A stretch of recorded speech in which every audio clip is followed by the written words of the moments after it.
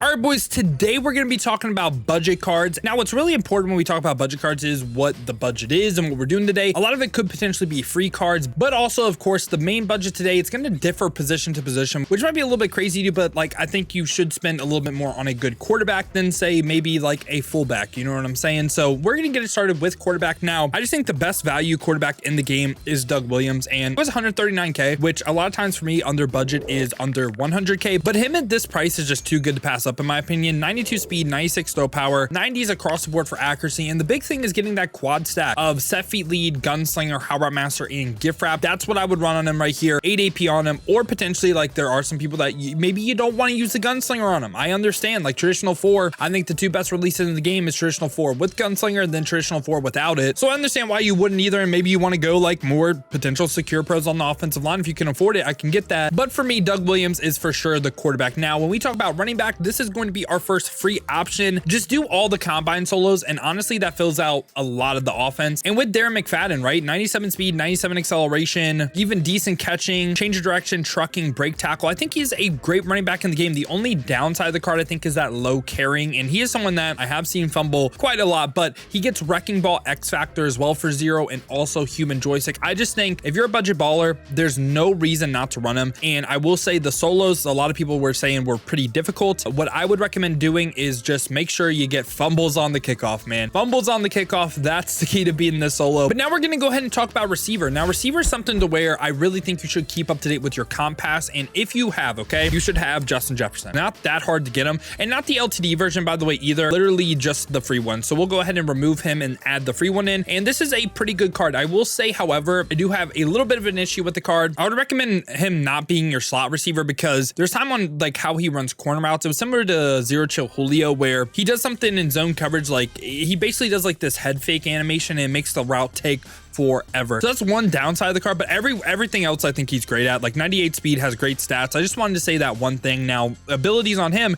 he does get third down threat for 0 as well. That's the only thing I would run on him. Really wouldn't recommend like a route tech. But our other receivers right here, again, if you just do the combine solos right now, you can actually get 2 like free rookie cards. And I'm going to go ahead and recommend Rome Odunze, 6'3", 95 speed, 90s across the board for out running. Really good receiver right here. And also Xavier Leggett right here. So Xavier Leggett, also a rookie, of course. Even them like buying them straight up, I think that makes sense too. Under 100K. This time Leggett is 6'3", 96 speed. He does not hit 90 deep route running, but I think he's just a great card. So that's why my receiver trio is looking like this. Now I will say for fullback, you don't necessarily need a fullback on your team, but if you did want one, I think this card is actually pretty cool. And it's Ben Skronek right here, 6'3", 95 speed at the fullback spot. And he could actually kind of be like a weapon for you. Like he's kind of like basically a receiver almost at that point. So I don't know. I just like the card and that's why he's here for me. Now let's talk about tight end first, round out our skill positions. It is of course going to be team captain Jordan Reed. Probably at this point might be the best team captain. I'm not even kidding at this point, but 95 speed. And if you have all the team captains in the lineup, could be 96 speed with a boost. Really good route running. The only downside is he obviously can't run block, but runs good routes. I think he's one of the better tight ends in the game for sure. And now we're going to talk about offensive line. There are a couple spots where I'm going to spend a little bit more, and that's including left tackle right here. So I will say if you have any Super Bowl present or pass lighted up tokens, I think Andrew Whitworth in this spot makes a ton of sense because then he could be a 0 AP secure protector for you. But right now I'm just gonna have Christian Darrisaw, and while he doesn't have a crazy 0 AP ability, natural talent I think helps. So I like him at the left tackle spot right here. Now left guard right here, if you do your team of the year solos, I think this is probably the best one you could get. It's Joel Bitonio, 95 overall, just has really good blocking stats across the board, including 95 pass block power, 93 pass block finesse, 97 run block. Will he save you first team unstoppable forces? No, but I mean he's pretty solid from a stat standpoint. And at center right here, we're gonna have another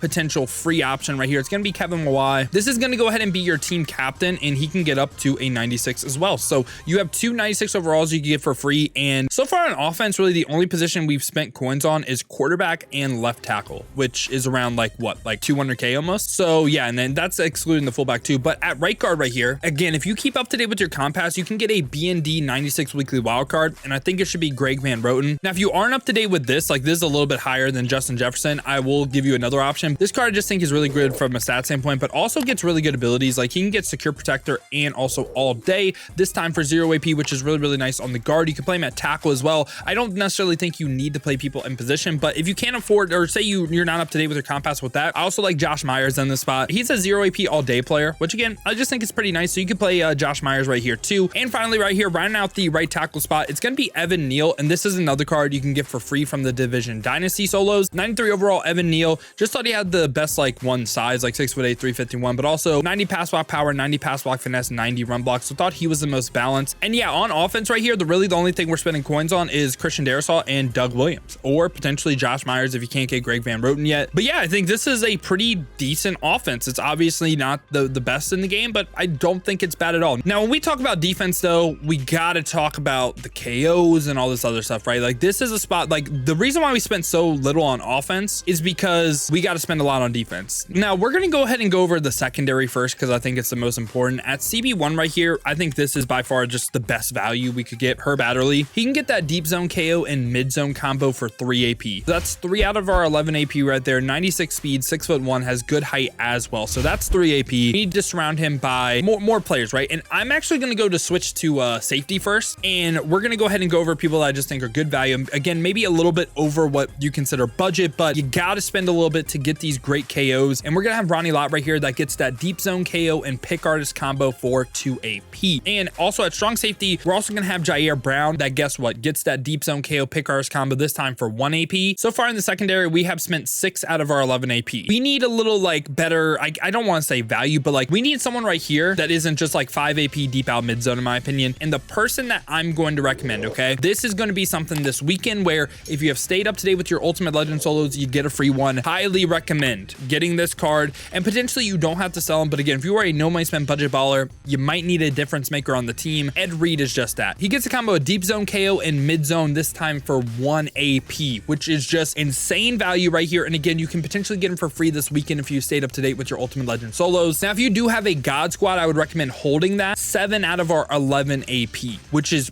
pretty nice. Now, other pieces in the secondary right here, I recommend just for free cards. We're gonna go ahead and go Kendall Fuller right here. That can be up to a 97. I think he's a great slot CB, especially in a zone-based defense. Can get flat zone KO for 0, which is what I would run on him. And then also right here at another slot CB spot, we can go ahead and go Nate Wiggins. And he could be a 98 speed, 0 AP pick artist player right here. So I think we have the secondary pretty filled out. Like I like the secondary a lot. Now, again, keep in mind, 7 out of our 11 AP, we have some flexibility of what we can do. You're not tied down to anything. But now the important thing, I think, is D-line and a lot of the X factor. Now, for the rest of the team, we kind of have to spend. And at a end spot right here, I would recommend playing Mr. Monday Night. Now, Mr. Monday Night, big thing on him is getting that dual threat X factor right here. Also, lurk artist. So I would treat him as a defensive end, not really a coverage player. I would run that dual threat on him, get some better pass rush, right? And that's also why a DT1 right here, we're gonna have Justin Matabese right here. That this is just an insane price for him with how he would play. And again, I know I'm playing people out of position. I really don't think this, like, I don't think it matters, I'll be honest. But also X factor, and also this can be a player that you run inside stuff on, so you could get 2 1 AP inside stuff if you want right here. Now at DT2, I'm gonna have another person that again is a little bit over budget, but like Warren Sapp, just this price for him, how good he is, I'm gonna put him right here. And if you don't have a lighted up token, I probably wouldn't run him, and I would just run maybe like Jalen Carter or someone just like 1 AP inside stuff. So you don't necessarily need Sapp. Also right here, rounding out our end spot,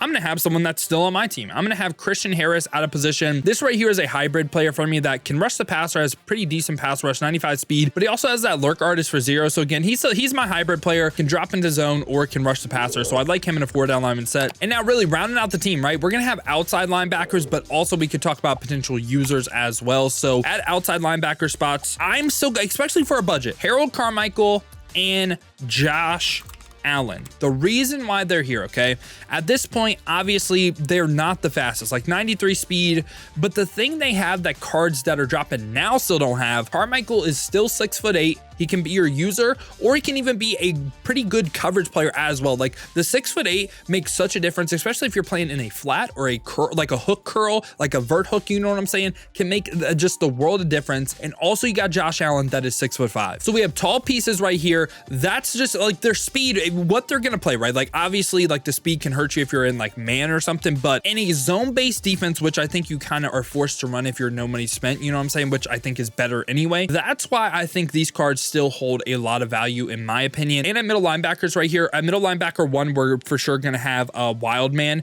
Now I would say, by the way, this would just be my linebacker trio, like wild man, 94 speed, good zone. This is also someone you could use her. Also does get that lurk artist for 0. But besides wild man, right? If you need like 4 linebackers for whatever reason, there's some people that I do want to mention. First one's going to be Chris Collinsworth. Now this card right here, he gets 1 AP lurk artist, but again, we have some AP to spend. He's 6'5", 95 speed, 91 zone. If you spend 1 AP on lurk artist on him, I think he will play great. But also someone that I want to mention as well, because what's really kind of important right now is getting some mid zone on your linebackers as well. Zaire Franklin right here, he's not fast at all. 88 speed's terrible. His zone is terrible, but what he can get, okay? He can get mid zone KO and lurk artist for 2, which you would just put another 93 player inside of him or a low elevation token. And he could get that and he could be like, I know his zone sucks. I know his speed sucks, but he's going to be someone that actually can KO a decent amount of stuff because of his abilities. Yeah, this is what the defense is looking like, and that's my thought process. The majority of the coins we're spending is on defense. But at kicker right here, we're going to have Martin Gramatica. Get a little bit of slow meter in your life. Now, 94 kick power isn't bad at all at this point either. And punter, we'll just go Tommy Townsend. I think punter is the one that you don't really have to, you know, spend anything on. But yeah, boys,